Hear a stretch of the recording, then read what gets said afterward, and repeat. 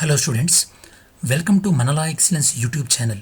ఈ వీడియోలో మనం ఈనాడు అండ్ ఇండియన్ ఎక్స్ప్రెస్ యొక్క 5th May 2020కి సంబంధించినటువంటి డీటెయిల్డ్ న్యూస్ పేపర్ అనాలిసిస్ని డిస్కస్ చేయడం జరుగుతుంది స్టూడెంట్స్. సో మనం detailed news paper analysis discuss చేసే కన్నా ముందు ఈరోజు ఈనాడులో అండ్ ఇండియన్ ఎక్స్ప్రెస్లో కవర్ అయినటువంటి ఇంపార్టెంట్ న్యూస్ ఏందో ఒకసారి చెక్ చేద్దాం మనం. సో ఇంపార్టెంట్ న్యూస్ వచ్చినేసి ఏంటంటే, ఫస్ట్ వన్, రాష్ట్రాలకు ఏది విత్త సత్తువ. ఇది మనకి ఈనాడులో ఎడిటోరియల్లో కవర్ అవ్వడం జరిగింది స్టూడెంట్స్. సెకండ్ వన్, విశ్వవిద్యాలయాల వెనుకబాటు. ఇది కూడా మనకి ఈరోజు ఈనాడు ఎడిటోరియల్లో కవర్ అవ్వడం జరిగింది. Third one and fourth one, why liquor matters to states. దీంతోపాటు Handwara encounter is a wake up call. ఇవి రెండు కూడా మనకి ఇండియన్ ఎక్స్ప్రెస్ ఎడిటోరియల్లో కవర్ అవ్వడం జరిగింది. ఫిఫ్త్ వన్, కరోనా తీవ్రత, అంటే కరోనా ఎఫెక్ట్ ప్రపంచవ్యాప్తంగా దేశవ్యాప్తంగా ఎలా ఉంది అనేది. Sixth one, prime minister at NAM summit. So prime minister NAM సమ్మిట్లో, నామ్ అంటే నాన్ అలైన్మెంట్ మూమెంట్, అందులో పాల్గొనడం జరిగింది, దాని గురించి. Seventh one, India demands Pakistan vacate Gilgit Baltistan. అసలు గిల్గిట్ బల్టిస్తాన్ అంటే ఏందో మనం చూద్దాం. Eighth one, GDP to contract up to 20% in June క్వార్టర్లో జీడిపి 20% తగ్గబోతుంది అని ఐసీఆర్ఏ వాళ్ళు చెప్తున్నారు. Ninth one, NBFCs and MFIs mutual fund institutions. So they have problem with liquidity, అంటే వాటికి లిక్విడిటీకి సంబంధించి ప్రాబ్లం ఉంది, ద్రవ్య లభ్యతకు సంబంధించి ఆ ప్రాబ్లమ్స్ని వాళ్ళు ఆర్బీఐకి ఎక్స్ప్లెయిన్ చేయడం జరిగింది స్టూడెంట్స్. సో ఇందులో మనం ఫస్ట్ ఆర్టికల్ ఏంటంటే స్టూడెంట్స్, రాష్ట్రాలకి ఏది విత్త సత్తువ. సో ఇందులో మనం డిస్కస్ చేయబోయేది ఏంటంటే స్టూడెంట్స్, అసలు ఈ యొక్క కరోనా నేపథ్యంలో వివిధ దేశాలు ఎలాంటి చర్యలు తీసుకున్నాయి, అంటే కొన్ని దేశాలేమో నిర్లక్ష్యం వహించడం వల్ల ఎలాంటి ఫలితాలు అనుభవించాయి, కొన్ని దేశాలేమో ఈ యొక్క లాక్డౌన్ ప్రకటించడం వల్ల ఆ దేశాలపైన ఆర్థికంగా ఎలాంటి భారం పడింది.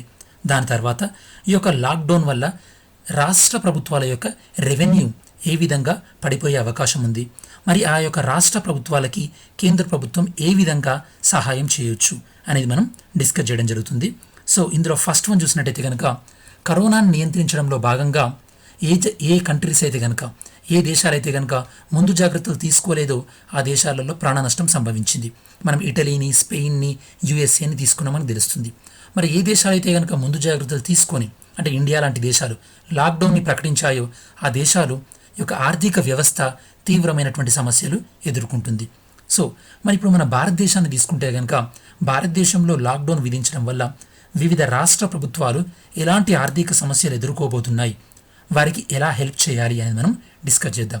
ఎప్పుడైనా చూడండి స్టూడెంట్స్, రాష్ట్ర ప్రభుత్వాలకి మనకి రెండు రకాలైనటువంటి రెవెన్యూ ఉంటుంది, రాబడి. Tax revenue, non tax revenue. ఈ యొక్క ట్యాక్స్ రెవెన్యూలో రాష్ట్రాల పరిధిలో వచ్చేటటువంటి ట్యాక్స్ ఉంటుంది, దాంతోపాటు రాష్ట్రాల వాటాగా కేంద్ర ప్రభుత్వం నుంచి వచ్చేటటువంటి ట్యాక్స్ కూడా ఉంటుంది. సో ప్రతి రాష్ట్రంలో కూడా ఈ యొక్క కేంద్ర ప్రభుత్వం నుంచి వచ్చేటటువంటి పన్ను, అంటే ఈ యొక్క ట్యాక్స్ అనేది ఆ రాష్ట్రానికి వచ్చేటటువంటి మొత్తం ట్యాక్స్లో ఆల్మోస్ట్ 26% కేంద్ర ప్రభుత్వం నుండే వస్తుంది. మరి మిగతా ట్యాక్స్ ఏదైతే ఉంటుందో రాష్ట్రంలో, ఆ ట్యాక్స్ దేని నుంచి వస్తుందంటే కనుక, ఇక్కడ నేను మీకు చెప్పినట్టు ఎస్జిఎస్టీ, దాంతోపాటు VAT, excise, stamps and registration, అలానే వెహికల్ ట్యాక్స్, ఇట్లాంటి వాటి ద్వారా వస్తుంది. మరి ఇప్పుడు కరోనా నేపథ్యంలో ఆ ట్యాక్స్లన్నీ కూడా తగ్గిపోయినాయి, అంటే స్టేట్ యొక్క ట్యాక్స్ రెవెన్యూ అనేది తగ్గిపోయింది. దాంతోపాటు స్టేట్స్కి ఏదైతే కనుక సెంట్రల్ గవర్నమెంట్ నుంచి వచ్చేటటువంటి అవకాశం ఉందో సెంట్రల్ ట్యాక్స్, అది కూడా తగ్గిపోయే అవకాశం ఉంది. ఎందుకంటే సెంట్రల్ గవర్నమెంట్కి కూడా ఇప్పుడు ట్యాక్స్ అనేది తగ్గిపోయింది.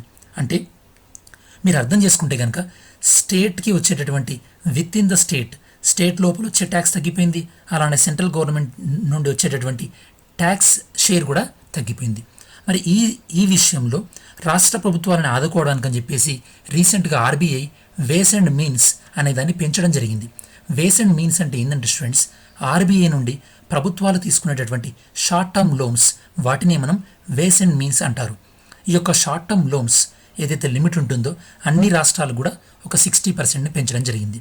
ఫర్ ఎగ్జాంపుల్, ఆంధ్రప్రదేశ్కి ఇదివరకు 1500 కోట్లు ఆర్బీఐ దగ్గర తీసుకునేటటువంటి అవకాశం ఉంటే ఇప్పుడు ఎంత తీసుకోవచ్చు స్టూడెంట్స్, 2400 కోట్లు తీసుకోవచ్చు. ఈ విధంగా రాష్ట్రాల యొక్క వేస్ అండ్ మీన్స్ లిమిట్ని పెంచడం జరిగింది 60%. దాని ద్వారా ఈ యొక్క ప్రభుత్వాలు ఆర్బీఐ దగ్గర నుంచి లోన్స్ తీసుకునే అవకాశం ఉంటుంది. ఈ లోన్స్ని ఈ యొక్క రెపో రేట్ ఏదైతే ఉంటుందో ఆ రేట్ ఆఫ్ ఇంట్రెస్ట్ ప్రకారం ఆర్బీఐ వద్ద నుండి ప్రభుత్వాలు లోన్స్ తీసుకొని ఈ యొక్క కరోనా నియంత్రణలో వాటికి ఉపయోగించుకోవచ్చు. సో ఈ విధంగా ఆర్బీఐ ఒక రకమైనటువంటి ఫెసిలిటీని ఇవ్వడం జరిగింది స్టేట్ గవర్నమెంట్స్కి. అలానే సో ఈ యొక్క కరోనా నేపథ్యంలో నేను కాకుండా గతంలో తీసుకున్నట్టయితే కనుక గత కొన్ని దశాబ్దాలుగా అంటే 10-20 ఇయర్స్ నుంచి రాష్ట్రాలకు వచ్చేటటువంటి రెవెన్యూ గ్రాడ్యువల్గా తగ్గుతుంది. యాక్చువల్లీ మన భారతదేశ రాజ్యాంగం ఏం చెప్పిందంటే స్టూడెంట్స్, ఈ యొక్క ఆర్థికపరమైనటువంటి విషయాల్లో ఫినాన్షియల్ మ్యాటర్స్లో మన ఇండియా అనేది కోఆపరేటివ్ ఫెడరలిజంగా ఉండాలి. అందుకోసం అని చెప్పేసి ఫినాన్స్ కమిషన్ అనే దాన్ని ఏర్పాటు చేయడం జరిగింది. అంటే వచ్చేటటువంటి ట్యాక్సెస్లో కేంద్ర ప్రభుత్వం రాష్ట్ర ప్రభుత్వాలు కూడా షేర్ చేసుకోవాలి అని మన భారతదేశ రాజ్యాంగం చెప్తుంది. కాకపోతే ఈ యొక్క 14th ఫినాన్స్ కమిషన్ 14వ ఆర్థిక సంఘం 42% వాటాను ఈ యొక్క రాష్ట్రాలకు ఇవ్వాలి. అంటే కేంద్ర ప్రభుత్వానికి 100 రూపాయలు ట్యాక్స్ ద్వారా వస్తే కనుక అందులో 42 రూపాయలు రాష్ట్రాలకే ఇవ్వాలి అని రికమెండ్ చేయడం జరిగింది. కాకపోతే అది ఇంప్లిమెంటేషన్లో చాలా రాష్ట్రాలకు కూడా ఫండ్స్ అనేవి ట్రాన్స్ఫర్ అవ్వలేదు. దాంతోపాటు 2017లో మనం తీసుకొచ్చినటువంటి జిఎస్టీ ద్వారా రాష్ట్రాలు తమ ట్యాక్స్ కలెక్ట్ చేసుకున్నటువంటి అధికారాలన్నీ కూడా జిఎస్టీ కౌన్సిల్కి ట్రాన్స్ఫర్ అవ్వడం జరిగింది. దాంతోపాటు ఇప్పుడు 15th ఫినాన్స్ కమిషన్ ఎలాంటి గైడ్లైన్స్ని చెప్తాయో మనకి తెలియదు. మరి ఈ నేపథ్యంలో రాష్ట్రాలన్నీ కూడా తమ ఎఫ్ఆర్బిఎం చట్టం అందులో లోబడి మాత్రమే రాష్ట్రాలు అప్పులు చేయాలంటే కనుక చాలా ప్రాబ్లమెటిక్ సిచ్యువేషన్ అయ్యే అవకాశం ఉంటుంది. ఎఫ్ఆర్బిఎం అంటే ఏంటంటే స్టూడెంట్స్, ఏ రాష్ట్రమైనా సరే ఆ రాష్ట్రం యొక్క GSDP gross state domestic product అందులో ఒక పర్టికులర్ పర్సంటేజ్ అంటే 3% లోపు మాత్రమే అప్పులు చేయాలి. For example Telangana GSDP 100 rupees అనుకోండి, అంటే తెలంగాణ ఎంత అప్పులు తీసుకోవచ్చు, 103 వరకు తీసుకోవచ్చు. సో ఇప్పుడు ఇంత కరోనా వల్ల ఆర్థిక వ్యవస్థ ఇంత దెబ్బతిన్నటువంటి ఈ క్రమంలో రాష్ట్రాలు కేవలం జిఎస్డిపికి లోబడి అప్పులు తీసుకోవాలంటే అది చాలా కష్టమైనటువంటి విషయం. సో ఈ పరిస్థితుల్లో కేంద్రం రాష్ట్ర ప్రభుత్వాలకి ఆర్థికపరమైనటువంటి సహకారం అందివ్వాలి అని రాష్ట్ర ప్రభుత్వాలు కోరడం అనేది పూర్తిగా సమంజసమే. దాంతోపాటు ఎఫ్ఆర్బిఎం ఏదైతే ఉందో అంటే 3% ఏదైతే ఉందో దాన్ని ఒక 2% ఇంకా పెంచి రాష్ట్ర ప్రభుత్వాలు ఎక్కువగా లోన్స్ తీసుకునే విధంగా ఈ యొక్క కేంద్ర ప్రభుత్వం చర్యలు తీసుకోవాలి. ఈ విధంగా రాష్ట్రాలకు ఆర్థికపరమైనటువంటి భరోసాను కల్పించినప్పుడే అవి కరోనాను నియంత్రించడంలో విజయం సాధించగలవు. ఓకే స్టూడెంట్స్, మరి మనం నెక్స్ట్ ఆర్టికల్ తీసుకున్నట్టయితే కనుక నెక్స్ట్ ఆర్టికల్లో విశ్వవిద్యాలయాల వెనుకబాటు అంటే మన ఇండియాలో యూనివర్సిటీస్ యొక్క బ్యాక్వర్డ్నెస్ గురించి ఈ ఆర్టికల్ చెప్తుంది స్టూడెంట్స్. ఇందులో మనం డిస్కస్ చేయాల్సింది ఏంటంటే ఈ యొక్క కరోనా వల్ల మన హెల్త్ సిస్టంలో ఎలాంటి ఫాల్ట్స్ ఉన్నాయి, ఎలాంటి మిస్టేక్స్ ఉన్నాయి అనే మనకి అర్థమైంది. సో దీన్ని బట్టి అయినా సరే మనం ఫ్యూచర్లో ఏం నేర్చుకోవాలి. దాంతోపాటు మన ఇండియాలో చాలా యూనివర్సిటీలలో కూడా R&D యాక్టివిటీస్ అంటే రీసెర్చ్ యాక్టివిటీస్ అనేవి చాలా తక్కువగా ఉన్నాయి. వాటిని పెంచాల్సినటువంటి అవసరం ఉంది. దాంతోపాటు మన జీడిపిలో మనం హెల్త్ పైన అలానే రీసెర్చ్ అండ్ డెవలప్మెంట్ మీద చేస్తున్నటువంటి ఖర్చు చాలా తక్కువగా ఉంది. దాన్ని కూడా పెంచుకోవాలని డిస్కస్ చేస్తూ కంక్లూడ్ చేసుకోవడం జరుగుతుంది స్టూడెంట్స్. సో మనం ఇంట్రడక్షన్ తీసుకున్నట్టయితే కనుక ఈ యొక్క కరోనా నేపథ్యంలో మన ఆరోగ్య వ్యవస్థలో ఉన్నటువంటి లోపాలన్నీ కూడా బయటపడ్డాయి. ఒకవైపు ప్రపంచంలోని డిఫరెంట్ యూనివర్సిటీస్ అన్నీ కూడా కరోనా మందులు, వ్యాక్సిన్లు కనిపెట్టడానికి చాలా ముందుంటే మన భారతీయ యూనివర్సిటీలు మాత్రం అంతే స్పీడ్తో వెళ్ళలేకపోవడం అనేది మనం విచారించాల్సినటువంటి విషయం. మరి మన భారతదేశ యూనివర్సిటీస్లో రీసెర్చ్ అనేది ఎందుకు అంత ఫాస్ట్గా జరగట్లేదంటే మన భారతదేశ యూనివర్సిటీలలో ఈ యొక్క రీసెర్చ్ అండ్ డెవలప్మెంట్ పరిశోధన అభివృద్ధి అనే యొక్క కెపాసిటీ అనేది అంతగా అభివృద్ధి చెందలేదు అని మనం అర్థం చేసుకోవచ్చు. ఒక ఎగ్జాంపుల్ తీసుకున్నట్టయితే మనం ఆక్స్ఫర్డ్ యూనివర్సిటీ స్వయంగా వాళ్ళు ఈ యొక్క కరోనా వ్యాక్సిన్ని తయారు చేసేటటువంటి స్థితిలో ఉన్నారంటే మన భారతదేశ యూనివర్సిటీలు ఎంత వెనుకబడి ఉన్నాయో మనం అర్థం చేసుకోవచ్చు.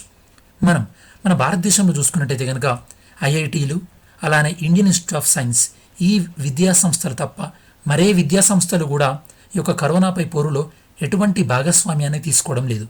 ఇది మనం గమనించాలి. ఇది చాలా విచారించదగినటువంటి విషయం. ఇలా ఎందుకు జరుగుతుందంటే ఫస్ట్ మనం మన భారతదేశంలో ఉన్నటువంటి యూనివర్సిటీస్ యొక్క కండిషన్ ఏ విధంగా ఉందో మనకు అర్థం కావాలి. గత 10 ఇయర్స్లో ప్రపంచవ్యాప్తంగా యూనివర్సిటీల ర్యాంకింగ్ తీస్తే కనుక టాప్ 500 యూనివర్సిటీలలో చైనా యూనివర్సిటీలు డబుల్ అయినాయి.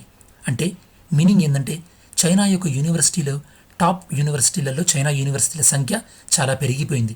మీరైనా వినుంటారు స్టూడెంట్స్, మన ఇండియా నుండి కూడా చైనాకి మెడిసిన్ చేయడానికి కూడా చాలామంది వెళ్తున్నారు. దీన్ని బట్టి చైనా యూనివర్సిటీల యొక్క క్వాలిటీ వాళ్ళు ఏ విధంగా పెంచుకుంటున్నారో మనకు అర్థం చేసుకోవచ్చు. దాంతోపాటు ఈ యొక్క మనం రీసెర్చ్ ఆర్టికల్ పబ్లిష్ చేసేటటువంటి రీసెర్చ్ జర్నల్స్ ఉంటాయి కదా స్టూడెంట్స్, ఆ యొక్క రీసెర్చ్ జర్నల్స్లో కూడా మన రీసెర్చ్ ఆర్టికల్స్ ఒక 15% కన్నా మించట్లేదు. అంటే ఎవరైనా రీసెర్చ్ చేసిన తర్వాత మా రీసెర్చ్ యొక్క రిజల్ట్ ఈ విధంగా ఉన్నాయని పబ్లిష్ చేసేదాన్ని మనం రీసెర్చ్ ఆర్టికల్ అంటాం. అలా ప్రపంచవ్యాప్తంగా పబ్లిష్ అవుతున్నటువంటి రీసెర్చ్ ఆర్టికల్లో ఇండియన్ రీసెర్చ్ ఆర్టికల్ ఒక 15% కన్నా కూడా మించడం లేదు. అదే మనం బ్రిటన్ తీసుకుంటే కనుక 37%, అమెరికా 36%. అంటే ఆ దేశాల్లో రీసెర్చ్ అండ్ డెవలప్మెంట్ ఎంత బాగుందో అనేది మనకి అర్థమవుతుంది. సో మన భారతదేశంలో రీసెర్చ్ అండ్ డెవలప్మెంట్ పైన చేసేటటువంటి ఖర్చు ఏ విధంగా ఉందో చూస్తే కనుక మన ఇండియా మొత్తం జీడిపిలో మనం రీసెర్చ్ అండ్ డెవలప్మెంట్ మీద ఖర్చు చేస్తుంది కేవలం 1.3% మాత్రమే. అంటే ఎంత పరిమిత స్థాయిలో మనం ఖర్చు పెడుతున్నామో దీన్ని బట్టి అర్థం చేసుకోవచ్చు. సో మనం కంక్లూజన్ చేయాల్సింది ఏంటంటే మనం మన యొక్క అంతరిక్ష రంగంలో మనం తీసుకున్నటువంటి సక్సెస్ కానీ, లేదా రక్షణ రంగంలో మనం తీసుకున్న సక్సెస్ కానీ, అంటే ఎన్ని ప్రతికూలతలు ఉన్నా కూడా మన భారతదేశం తలుచుకుంటే ఏది అసాధ్యం కాదు అన్నది మనం సాధించినటువంటి విజయాలు అంతరిక్ష రంగంలో, రక్షణ రంగంలో ఆ యొక్క విజయాలు నిరూపిస్తున్నాయి. మనం స్పేస్ రంగంలో, అంతరిక్ష రంగంలో తీసుకున్నట్టయితే కనుక మన యొక్క మంగళయాన్ ఎంత సక్సెస్ అయిందో మీరు చూడొచ్చు. సో మనం ఎన్ని ప్రతికూలతలు ఉన్నా కూడా మనం వాటిని అధిగమించి సక్సెస్ అవ్వచ్చు అనడానికి ఇవే మంచి ఉదాహరణలు. అలానే మన యొక్క యూనివర్సిటీలలో కానీ, మన యొక్క పరిశోధనా సంస్థలలో కానీ ఫెసిలిటీని పెంచి మనం అందులో రీసెర్చ్ ఎక్కువగా జరిగే విధంగా ప్రభుత్వాలు ఎంకరేజ్ చేయాలి.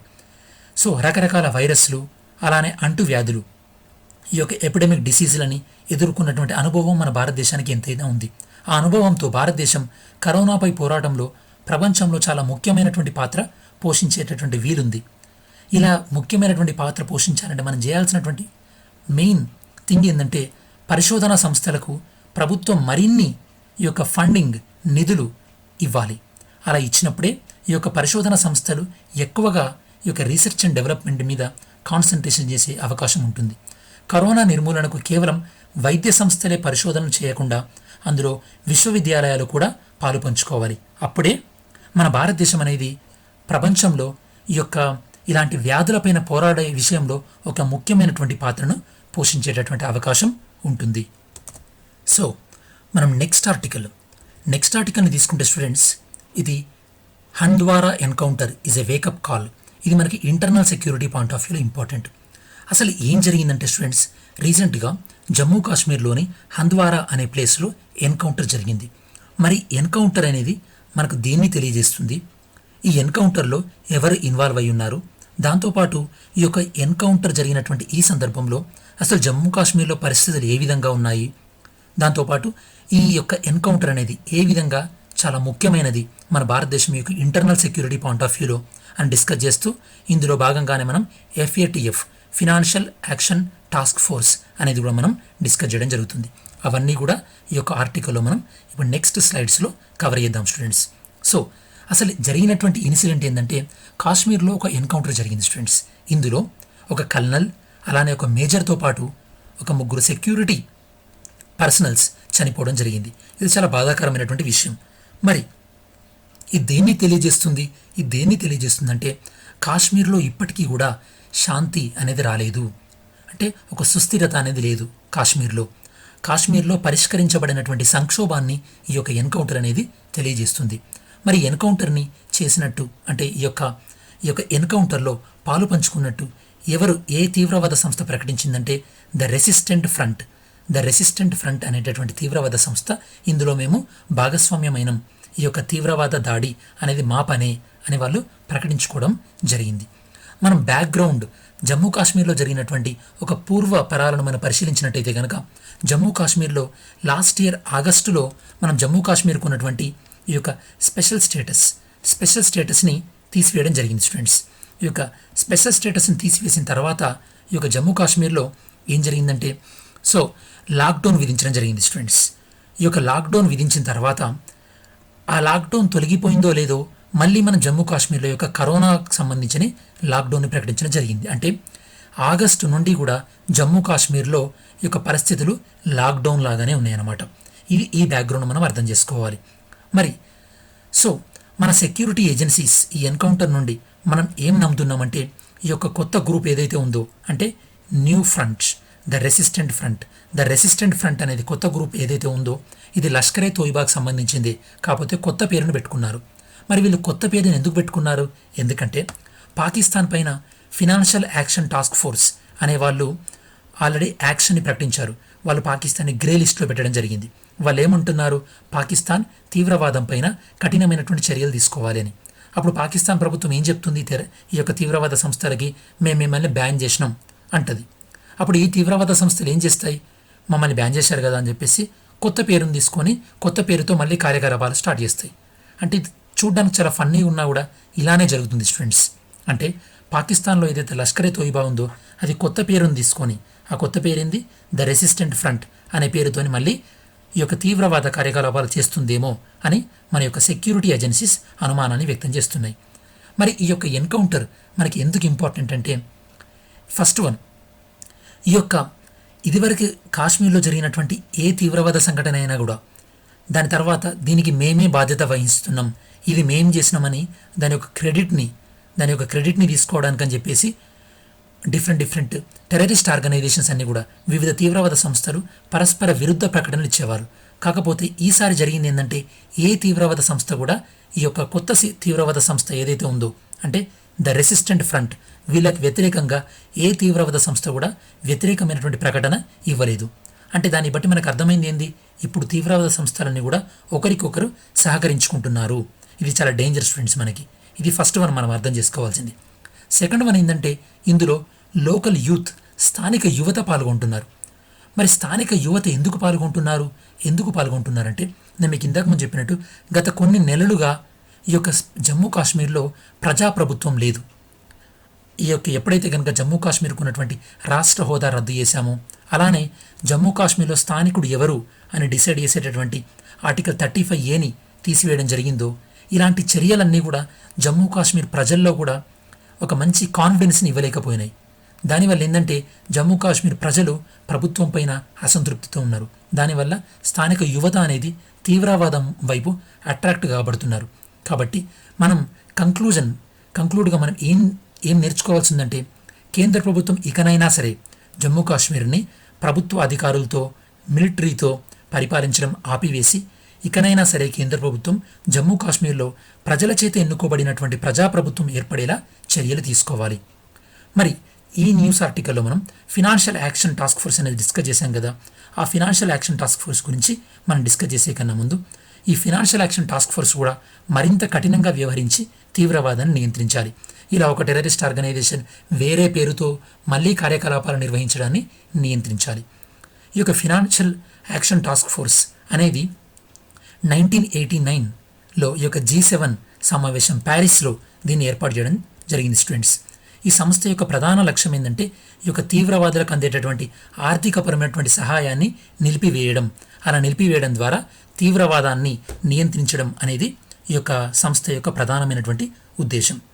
మరి ఈ యొక్క సంస్థలో ఉన్నటువంటి ఎన్ని దేశాలు ఉన్నాయంటే 37 కంట్రీస్ ఉన్నాయి స్టూడెంట్స్. ఇందులో ఈ యొక్క కూటమిలో ఫినాన్షియల్ యాక్షన్ టాస్క్ ఫోర్స్లో 37 కంట్రీస్ ఉన్నాయి. దాంతోపాటు OECD organization for economic cooperation and development ఈ సంస్థ కూడా ఇందులో భాగంగా ఉంది స్టూడెంట్స్.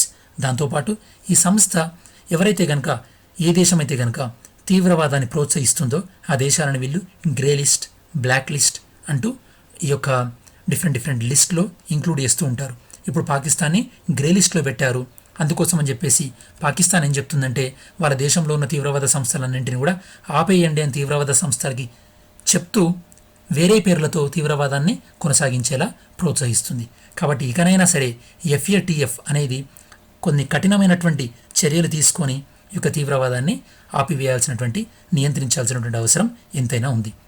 మీకు ఈ యొక్క ఆర్టికల్ నుంచి అర్థం కావాల్సింది ఏంటంటే changing form of terrorism in Jammu కాశ్మీర్లో తీవ్రవాదం ఏ విధంగా చేంజ్ అవుతూ వస్తుంది. అలానే జమ్మూ కాశ్మీర్ ప్రజల్లో ఉన్నటువంటి అభద్రతా భావాన్ని తొలగించాలంటే ప్రభుత్వాలు ఏం చేయాలి. సో ఇది స్టూడెంట్స్ ఈ యొక్క ఆర్టికల్ నుంచి మీకు అర్థం కావాల్సింది. ఓకే స్టూడెంట్స్, మనం నెక్స్ట్ ఆర్టికల్ తీసుకున్నట్టయితే కనుక నెక్స్ట్ ఆర్టికల్ దేనికి సంబంధించిందంటే why liquor matters to states. అంటే ఈ యొక్క లాక్డౌన్ 3లో కొన్ని రాష్ట్రాలు ఆ రాష్ట్రాల్లో ఉన్నటువంటి ఈ యొక్క లిక్కర్ షాప్స్ని ఓపెన్ చేయించడం జరిగింది. అంటే ఓపెన్ చేయమని చెప్పేసి పర్మిషన్ ఇవ్వడం జరిగింది గ్రీన్ జోన్లో. మరి ఎందుకు ఇలా రాష్ట్రాలు పర్మిషన్ ఇవ్వడం జరిగింది అనేది మనం అర్థం చేసుకోవడానికి ట్రై చేద్దాం ఒకసారి. ఇది మీకు అర్థం కావాలంటే అసలు రాష్ట్రాలకు రెవెన్యూ ఎలా వస్తుందో మీకు అర్థం కావాలి. నేను మీకు ఆల్రెడీ ఇంతకుముందు ఎడిటోరియల్లో చెప్పాను, ఈనాడు ఎడిటోరియల్లో రాష్ట్రాల యొక్క రెవెన్యూ చాలా దారుణంగా పడిపోయింది. అసలు రాష్ట్రాలకు రెవెన్యూ అనేది రెండు రకాలు ఉంటుంది students, tax revenue, non tax revenue. ఈ ట్యాక్స్ రెవెన్యూని మళ్ళీ మనం రెండు విధాలుగా డివైడ్ చేయొచ్చు. ఆ రెండు విధాలు ఏంటంటే స్టేట్ ఓన్ ట్యాక్స్ రెవెన్యూ, అంటే రాష్ట్ర పరిధిలో విత్ ఇన్ ద స్టేట్లో వచ్చేటటువంటి ట్యాక్స్ రెవెన్యూ, అలానే షేర్ ఇన్ సెంట్రల్ ట్యాక్సెస్, అంటే కేంద్ర ప్రభుత్వం నుండి వచ్చేటటువంటి ట్యాక్స్ వాటా. అది ఈసారి తగ్గే అవకాశం ఉంది అని కూడా నేను మీకు ఇంతకుముందు చెప్పడం జరిగింది. మరి ఇక స్టేట్ ఓన్ ట్యాక్స్ రెవెన్యూ అంటే విత్ ఇన్ ద స్టేట్లో వచ్చేటటువంటి ట్యాక్స్లో ప్రధానంగా అవి మూడు రకాలు. First one tax on income, అంటే ఈ యొక్క ప్రొఫెషనల్ ట్యాక్స్ కానీ లేదా ఈ యొక్క వర్తక వాణిజ్యాల మీద వేసేటటువంటి ట్యాక్స్ కానీ, అది tax on income. Second one tax on property and capital transaction, అంటే మనం ల్యాండ్ అమ్మినప్పుడు రిజిస్ట్రేషన్ ఫీ కానీ, అలానే సో హౌస్ పర్మిషన్స్కి వీటికి తీసుకుంటాం కదా, లేకపోతే ఇల్లు అమ్మినప్పుడు ప్రాపర్టీ ట్యాక్స్, ఇలాంటివన్నీ కూడా క్యాపిటల్ ట్రాన్సాక్షన్స్ అంటే మూలధన పన్నులు. థర్డ్ వన్ ఏంటంటే ట్యాక్స్ ఆన్ కమోడిటీస్, అంటే ఫర్ ఎగ్జాంపుల్ ఇప్పుడు వ్యాట్, పెట్రోల్ డీజిల్ పైన వేసేటటువంటి వ్యాట్ కానీ, లేదా స్టేట్ వసూలు చేసేటటువంటి స్టేట్ జిఎస్టీ కానీ, లేదా స్టేట్ ఎక్సైజ్ డ్యూటీ. ఇప్పుడు అది ప్రధానంగా మనం డిస్కస్ చేయబోతున్నాం, స్టేట్ ఎక్సైజ్ డ్యూటీ. అంటే మీకు అర్థం కావాల్సింది ఏంటంటే స్టేట్ ఎక్సైజ్ డ్యూటీ అంటే స్టేట్ ఓన్ ట్యాక్స్ రెవెన్యూ, అంటే రాష్ట్రం ఎర్నీ చేసేటటువంటి ట్యాక్స్ అనమాట. అలానే పెట్రోలియం డీజిల్ పైన వేసేటటువంటి ట్యాక్స్ కూడా రాష్ట్ర పరిధిలో వేసేటటువంటి ట్యాక్స్. మరి ఈ సందర్భంలో ఇప్పుడు అసలు కొన్ని రాష్ట్రాలు ఈ యొక్క ఆల్కహాల్ షాప్స్ని ఓపెన్ చేయడానికి ఎందుకు పర్మిషన్ ఇచ్చాయంటే స్టూడెంట్స్, ఈ యొక్క ఎక్సైజ్ డ్యూటీ, నేను మీకు ఇంతకుముందు ఏం చెప్పాను, ఎక్సైజ్ డ్యూటీ ఏదైతే ఉందో ఈ యొక్క ఎక్సైజ్ డ్యూటీ అనేది రాష్ట్రాలకి ప్రధానమైనటువంటి ఆదాయ వనరు. ఈ యొక్క రాష్ట్రాలకు ప్రధానమైనటువంటి ఆదాయ వనరు అయినటువంటి ఈ యొక్క ఎక్సైజ్ డ్యూటీని పెంచుకోవడానికి అని చెప్పేసి రాష్ట్ర ప్రభుత్వాలు ఈ యొక్క ఆల్కహాల్ షాప్స్కి పర్మిషన్ ఇవ్వడం జరిగింది. మీకు డౌట్ రావచ్చు, ఇదొకటే సొల్యూషన్ ఉందా, వేరే సొల్యూషన్ లేదా అంటే, ఆల్రెడీ ఇప్పుడు ఆల్ ఆఫ్ సడన్గా స్టేట్ జిఎస్టీ అయితే పెరిగే ఛాన్స్ లేదు. ఎందుకంటే ఈ యొక్క సేల్స్ అండ్ ఈ యొక్క అమ్మకాలు లేవు, అసలు ఏ షాపింగ్ మాల్స్ లేవు కాబట్టి. సెకండ్ వన్ పెట్రోల్ డీజిల్ పైన వ్యాటు వేసి రాష్ట్ర ప్రభుత్వాలు ఇన్కమ్ పెంచుకుందామంటే అసలు పెట్రోల్ డీజిల్ ఎవరు వాడట్లేదు. మరి ఇప్పుడు రాష్ట్రాల ముందున్నటువంటి ఒకే ఒక ఆప్షన్ ఏంటంటే ఈ యొక్క ఆల్కహాల్ షాప్స్ని ఓపెన్ చేయడం, అలా వచ్చేటటువంటి ఎక్సైజ్ డ్యూటీ ద్వారా ఆదాయాన్ని సమకూర్చుకోవడం. అసలు ఈ యొక్క ఎక్సైజ్ డ్యూటీ ద్వారా ఎంత ఆదాయం వస్తుంది అనడానికి బెస్ట్ ఎగ్జాంపుల్ ఢిల్లీ గవర్నమెంట్ నిన్న ఆల్కహాల్ షాప్స్ ఓపెన్ చేయగానే 70% హైక్ అనేది ఈ యొక్క ఆల్కహాల్స్ పైన 70% ప్రైస్ హైక్ చేసి దాని స్పెషల్ కరోనా ఫీ అని పెట్టడం జరిగింది, అలా ఆదాయాన్ని పెంచుకోవడానికి. ఈవెన్ ఆంధ్రప్రదేశ్ ప్రభుత్వం కూడా ఆల్కహాల్స్ పైన ఎంతో పర్సంటేజ్ రేట్ పెంచింది అనుకుంటా, ఐఎమ్ నాట్ షూర్, మీకు తెలిస్తే కామెంట్ చేయండి. సో ఆర్బీఐ ఏం చెప్తుందంటే, ఆర్బీఐ పెట్టేటువంటి డేటా ఏంటంటే రాష్ట్రాలకు వచ్చేటటువంటి ఓన్ ట్యాక్స్ రెవెన్యూ, నేను మీకు ఇంతకుముందు చెప్పినట్టు స్టేట్ ఓన్ ట్యాక్స్ రెవెన్యూ, ఇందులో ఆల్కహాల్ ద్వారా వచ్చేటటువంటి ఎక్సైజ్ డ్యూటీయే ఒక 15% దాకా ఉంటుంది అని చెప్పేసి. ఎక్కువ మేజర్ షేర్ ఏంటంటే స్టేట్ జిఎస్టీ తర్వాత ఈ పెట్రోల్ డీజిల్ మీద వేసేటటువంటి ట్యాక్స్, దాని తర్వాత ఆల్కహాల్ మీద వేసేటటువంటి ట్యాక్సే ఈ యొక్క రాష్ట్రాలకి ప్రధానమైనటువంటి ఆదాయం అని చెప్పేసి ఆర్బీఐ చెప్పింది. ఈ యొక్క ఆల్కహాల్ మీద వేసేటటువంటి ఆదాయం అనేది 2019-20లో దీనివల్ల వచ్చినటువంటి ఆదాయం ఎంత అంటే అన్ని రాష్ట్రాలకు ఆల్కహాల్ నుండి 1,75,000 కోట్లు, అంతకుముందు సంవత్సరం అది 1,50,000 కోట్లు. దీన్ని బట్టి ఈ యొక్క రాష్ట్రాలకు ఆల్కహాల్ నుండి ఎంత ఆదాయం వస్తుందో మనం అర్థం చేసుకోవచ్చు. రాష్ట్రాల ట్యాక్స్ రెవెన్యూలో రాష్ట్రాలకు ప్రధానంగా వచ్చేటటువంటి ఆదాయం ఏంటంటే ఈ యొక్క స్టేట్ జిఎస్టీ తర్వాత పెట్రోల్ డీజిల్ పైన వేసేటటువంటి వ్యాట్, దాని తర్వాత ఎక్సైజ్ డ్యూటీ, దాని తర్వాత remaining property tax, stamps and registration tax, ఇలాంటివి అనమాట. సో మరి రాష్ట్రాలు ఆల్కహాల్ మీద ఎలాంటి ఆల్కహాల్ ప్రొడక్ట్స్ పైన ట్యాక్స్ ఇస్తాయో చూద్దాం మనం. రాష్ట్రాలు బేసిక్గా ఆల్కహాల్ ఏ ప్రొడక్ట్లో ఉన్నా కూడా, అది మెడిసిన్లో ఉన్నా లేదా టాయిలెట్ ప్రొడక్ట్స్ ఉన్నా, వాటన్నింటి మీద కూడా ఈ యొక్క ట్యాక్స్లు విధించి, దాంతోపాటు ఆల్కహాల్ షాప్స్ ఓపెన్ చేయాలంటే ఈ యొక్క లైసెన్స్ తీసుకోవాలి కదా స్టూడెంట్స్, ఆ లైసెన్స్ ఫీజు అని కానీ, ఎవరైనా అక్రమంగా ఆల్కహాల్ అమ్మితే దాని ద్వారా వచ్చేటువంటి ఫైన్ కానీ, ఈ అన్నిటి వల్ల కూడా, ఈ అన్ని విధానాల ద్వారా కూడా సో ఆల్కహాల్ నుంచి రాష్ట్రానికి ఆదాయం అనేది రావడం జరుగుతుంది. సో మరి ఈ పరిస్థితుల్లో మీకు అర్థమై ఉండాలి ఆల్కహాల్ ద్వారా రాష్ట్రాలకు ఎలాంటి ఆదాయం వస్తుంది అనేది.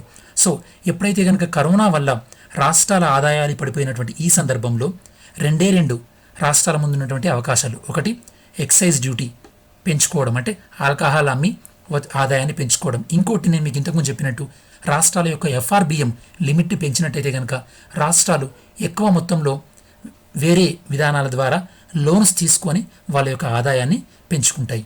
సో ఈ సందర్భంలో కేంద్ర ప్రభుత్వం అనేది రాష్ట్రాలకి ఆర్థికంగా సహాయం చేసినట్టయితే కనుక రాష్ట్రాలు కేవలం మద్యం అమ్మకాలపైనే ఆధారపడకుండా ఉండి కరోనాని నియంత్రించగలుగుతాయి స్టూడెంట్స్. సో ఇది ఈ ఆర్టికల్ నుంచి మనం అర్థం చేసుకోవాల్సినటువంటి విషయం స్టూడెంట్స్. సో నెక్స్ట్ ఆర్టికల్ తీసుకుంటే కనుక మనం ఈ యొక్క కరోనా తీవ్రత అనేది ప్రపంచవ్యాప్తంగా మరియు భారతదేశంలో ఏ విధంగా ఉందో మనం ఈ స్లైడ్లో చెక్ చేయొచ్చు. ప్రపంచవ్యాప్తంగా కరోనా వల్ల క్యాజువాలిటీ రేట్ అంటే చనిపోయిన వాళ్ళు 2,50,000, ఇండియాలో 1,389. మన భారతదేశంలో సగానికి పైగా ఈ యొక్క కేసులు 3 రాష్ట్రాల్లోనే ఉన్నాయని ఈ యొక్క ఆరోగ్య శాఖ వాళ్ళు చెప్తున్నారు. మహారాష్ట్ర, గుజరాత్, ఢిల్లీ, ఇవి 3 ప్లేసెస్లో ఉన్నాయి ఈ యొక్క కరోనా కేసెస్ విషయంలో. సో నెక్స్ట్ ఆర్టికల్ మనం చూసినట్టయితే కనుక prime minister at NAM summit. మీకు నామ్ అంటే ఏందో ఐడియా ఉండాలి స్టూడెంట్స్. నామ్ అంటే నాన్ అలైన్డ్ మూమెంట్, దీన్ని మన తెలుగులో అలీనోద్యమం అంటారు. సో అసలు ఏందో న్యూస్ ఆర్టికల్ చూద్దాం, దాని తర్వాత మనం నామ్ గురించి బేసిక్ బ్యాక్గ్రౌండ్ చెక్ చేద్దాం. అలీనోద్యమ దేశాల నేతలతో, ఈ యొక్క నామ్ దేశాల నేతలతో ప్రధానమంత్రి వీడియో కాన్ఫరెన్స్ ద్వారా మాట్లాడడం జరిగింది. నిన్నటి వీడియోలో మనం ఆల్రెడీ డిస్కస్ చేసిన ఏంటంటే స్టూడెంట్స్, ఈ యొక్క కరోనా తర్వాత అంతర్జాతీయ సంస్థల పాత్ర తగ్గిపోయే అవకాశం ఉంది. ఆల్రెడీ యుఎస్ఏ వాళ్ళు డబ్ల్యూహెచ్ఓకి మేము ఫండింగ్ ఇవ్వట్లేదు అని ఆపివేయడం జరిగింది.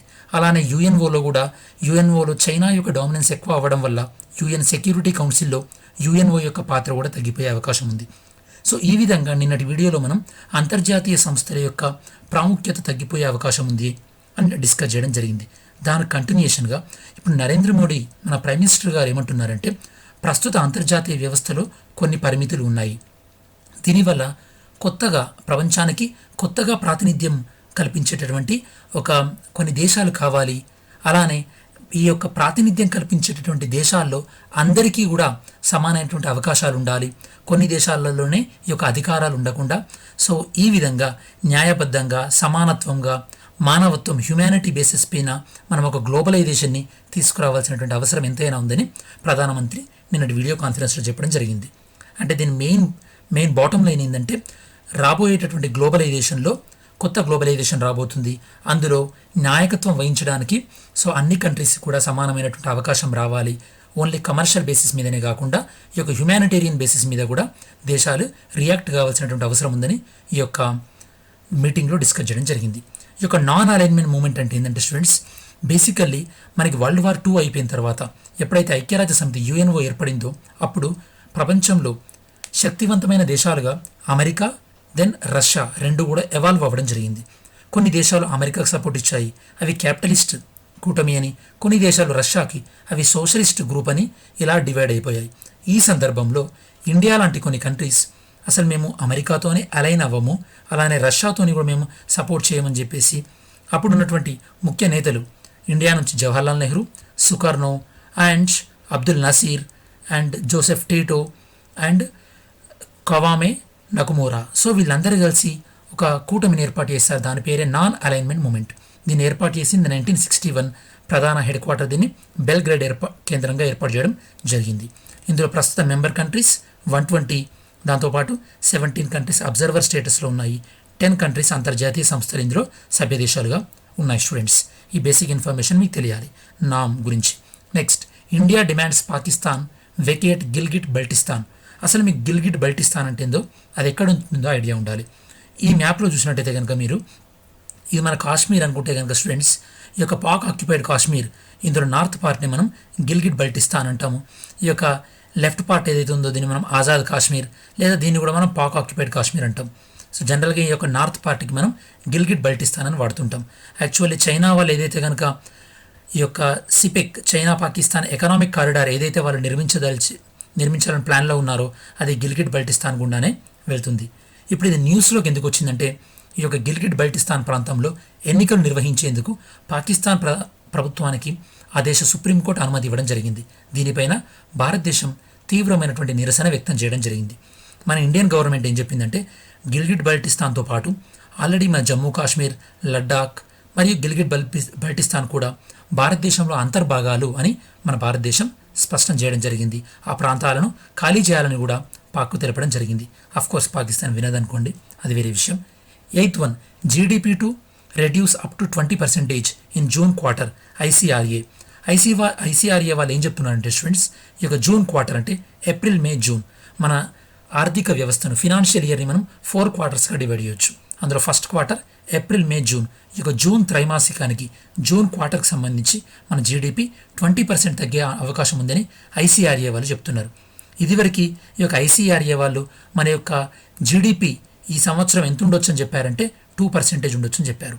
ఇలా మనం ప్రీవియస్ వీడియోలో మనం డిస్కస్ చేసాం. ఏ ఆర్గనైజేషన్ వాళ్ళు మన జీడిపిని ఎంత ఎస్టిమేట్ చేశారని. ఇందులో మీకు వరల్డ్ బ్యాంక్ ఒకటి, దాంతోపాటు యుఎన్ఎస్కేప్, ఐఎంఎఫ్, సిఐఐ, దాంతోపాటు ఏడీబీ, వీళ్ళు మన జీడిపిని ఎంత ప్రొజెక్ట్ చేశారనేది మీకు ఎగ్జామినేషన్ పాయింట్ ఆఫ్ వ్యూలో ఇంపార్టెంట్. 9th NBFCs, MFI. ఇక్కడ ఎన్బిఎఫ్సి అంటే non banking finance companies. Simple చెప్పాలంటే మీకు బజాజ్ ఫినాన్స్, ముతూట్ ఫినాన్స్, మీకు తెలుసు కదా స్టూడెంట్స్ వీటి గురించి. వీళ్ళు ప్రజల దగ్గర నుంచి డిపాజిట్స్ తీసుకోరు. మరి వీళ్ళకి మనీ ఎలా వస్తాయి? బ్యాంకుల దగ్గర నుంచి లోన్ తీసుకుంటారు. Mutual fund institutions, MFI, mutual funds. ఈ యొక్క మ్యూచువల్ ఫండ్స్ ఎలా పనిచేస్తుంటాయి స్టూడెంట్స్? నేను మీకు గతంలో చెప్పినట్టు ఈ యొక్క మ్యూచువల్ ఫండ్స్ ప్రజల దగ్గర నుంచి మనీ తీసుకొని ఆ మనీని ఈ యొక్క కంపెనీల యొక్క షేర్లలో కానీ లేదా కంపెనీల యొక్క బాండ్స్లో కానీ ఇన్వెస్ట్ చేస్తాయి. అవి మ్యూచువల్ ఫండ్స్. ఇప్పుడు అన్ని కంపెనీల యొక్క షేర్ మార్కెట్ తగ్గుతుంది కాబట్టి ప్రజలందరూ ఏం డిమాండ్ చేస్తున్నారంటే మా మనీ మాకు ఇచ్చేయండి అని మ్యూచువల్ ఫండ్స్ని డిమాండ్ చేస్తున్నారు. అందువల్లనే ఈ యొక్క మ్యూచువల్ ఫండ్ పరిశ్రమ అనేది సంక్షోభంలోకి వెళ్ళిపోయింది. సో ఈ యొక్క మ్యూచువల్ ఫండ్ పరిశ్రమను ఆదుకోవడానికని చెప్పేసి ఇటీవల ఈ మధ్యలో రీసెంట్గా ఆర్బీఐ ఒక 50,000 కోట్లతో ఒక లిక్విడిటీ అంటే ద్రవ్య లభ్యత మ్యూచువల్ ఫండ్స్ కోసమని ఒక ప్యాకేజీని కూడా ప్రకటించడం జరిగింది. సో ఇప్పుడు ఈ ఎన్బిఎఫ్సిస్ కానీ మ్యూచువల్ ఫండ్స్ కానీ ఆర్బీఐతో ఏం చెప్తున్నారంటే మీరు ప్రజలకు మారటోరియం ఇచ్చారు, అంటే ప్రజలు 3 నెలల దాకా లోన్లు కట్టాల్సిన పని లేదని అంటున్నారు. మరి ఎన్బిఎఫ్సి ఏదైతే ఉందో, ఫర్ ఎగ్జాంపుల్ మీరు బజాజ్ ఫినాన్స్ దగ్గర లోన్ తీసుకున్నారు.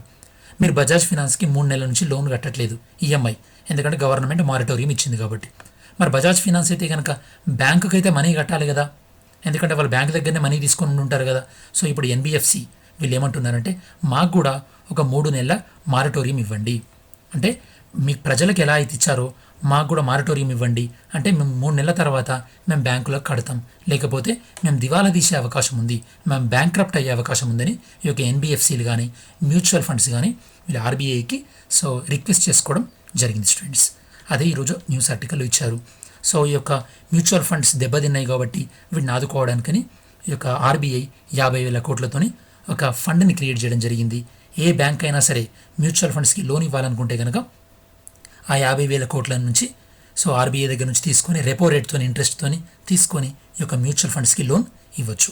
మ్యూచువల్ ఫండ్ అంటే basically it collect money from the investors and it invest on their behalf. వాళ్ళ తరపున వీళ్ళు ఇన్వెస్ట్ చేస్తుంటారు. మ్యూచువల్ ఫండ్స్ని కంట్రోల్ చేసేటటువంటి వాళ్ళు ఎవరంటే asset management company. Asset management company ఎవరి నియంత్రణలో ఉంటారంటే ట్రస్టీ అని ఉంటుంది అనమాట, వాళ్ళ నియంత్రణలో పనిచేస్తుంటారు. సో ఈ మ్యూచువల్ ఫండ్స్ని ఆదుకోవడానికని నేను మీకు ఇంతకుముందు చెప్పినట్టు ఆర్బీఐ 50 కోట్ల ప్యాకేజీని ప్రకటించడం జరిగింది. దాని పేరు special liquidity facility for mutual funds. అంటే మ్యూచువల్ ఫండ్స్కి ఏ బ్యాంక్ అయితే కనుక నిధులు ఇవ్వాలనుకుంటుందో ఆ బ్యాంకు ఆర్బీఐ వద్ద ఈ ఫెసిలిటీని ఉపయోగించుకొని రెపో రేట్ ఇంట్రెస్ట్తోని ఆర్బీఐ దగ్గర మనీ తీసుకొని అది మ్యూచువల్ ఫండ్స్కి ఇవ్వచ్చు అనమాట. ఈ 50,000 కోట్లు ఎక్స్క్లూజివ్గా ప్రత్యేకంగా కేవలం మ్యూచువల్ ఫండ్స్కు కేటాయించబడినటువంటి మనీ మాత్రమే. సో ఈ విధంగా ఈరోజు మనం ఈనాడు అండ్ ఇండియన్ ఎక్స్ప్రెస్ ఆర్టికల్ని డిస్కస్ చేయడం జరిగింది స్టూడెంట్స్. నిన్న క్విజ్ ఆన్సర్స్ ఏంటో చూద్దాం. World press freedom day observed on 3rd May. What is India's rank in global press freedom index 142? Who publish this reports? Reporters without borders అనే వాళ్ళు publish చేస్తారు. Where is the head quarter of the international financial service centre? ఇది గాంధీనగర్కి shift చేద్దామని కేంద్ర ప్రభుత్వం నిర్ణయం తీసుకోవడం జరిగింది. ఈ శరద్ పవార్ వాళ్ళు ఏమంటున్నారంటే ఫినాన్షియల్ క్యాపిటల్ ముంబైలో ఉంటే ముంబై నుంచి మీరు దాన్ని గాంధీనగర్కి తీసుకెళ్లడం అనేది లాజికల్గా లేదు అని వాళ్ళు విమర్శిస్తున్నారు. KS Nisar Ahmed recently in news is related to is a well known Kannada poet. ఇతను Kannada poet students. 4th recently RBI cancelled the licence of which bank due to its unstable financial position. ఏ బ్యాంక్ పర్మిషన్ క్యాన్సిల్ చేయడం జరిగింది? CKP cooperative bank. Fifth one, according to deposit insurance and credit guarantee corporation, every depositors will be entitled to get repayment up to, అంటే bank దివాలా తీసినప్పుడు ఆ బ్యాంకులో ఖాతా ఉన్నటువంటి ఖాతాదారునికి ఖచ్చితంగా కనీసం 5 లక్షల రూపాయలు తిరిగి చెల్లించడం జరుగుతుంది. ఈరోజు quiz students, which article of the Indian constitution deals with the prohibition of intoxicating drinks and drugs, అంటే ప్రజల ఆరోగ్యానికి భంగం కలిగించేటటువంటి డ్రింక్స్ని ప్రొహిబిట్ చేసేటటువంటి ఆర్టికల్ ఏంది? ఇది మీకు డిపిఎస్పిలో ఉంటుంది, కామెంట్ చేయండి. Corona fee on liquor announced by which state, ఏ రాష్ట్రం కరోనా ఫీని అనౌన్స్ చేయడం జరిగింది ఆల్కహాల్ పైన? థర్డ్ వన్, ఇక్కడ మీకు కొన్ని స్కీమ్స్ ఉన్నాయి. ఈ స్కీమ్స్ రీసెంట్గా ఏ రాష్ట్ర ప్రభుత్వం అనౌన్స్ చేసింది? ఇవి కొన్ని ఎంప్లాయ్మెంట్ స్కీమ్, కొన్ని welfare schemes. Fourth one, which Asian nation extend the emergency until May 31st. So A Asia దేశం అనేది May 31st వరకు కూడా ఎమర్జెన్సీని ఎక్స్టెండ్ చేయడం జరిగింది. ఇవి స్టూడెంట్స్ ఈరోజు మనకి ఈనాడు అండ్ ఇండియన్ ఎక్స్ప్రెస్ సంబంధించినటువంటి న్యూస్ ఆర్టికల్స్ అన్నీ కూడా మనం డీటెయిల్గా డిస్కస్ చేయడం జరిగింది. ఈ వీడియో మీకు నచ్చినట్టయితే కనుక మీరు లైక్ చేయండి, మీ ఫ్రెండ్స్కి ఎవరైనా తెలియని వాళ్ళు ఉండే వాళ్ళకి షేర్ చేయండి. దాంతోపాటు ఈ ఛానల్కి సబ్స్క్రైబ్ చేసుకున్నట్టయితే కనుక ఛానల్కి సబ్స్క్రైబ్ చేసుకోండి. Thank you for watching this video. See you in next video students.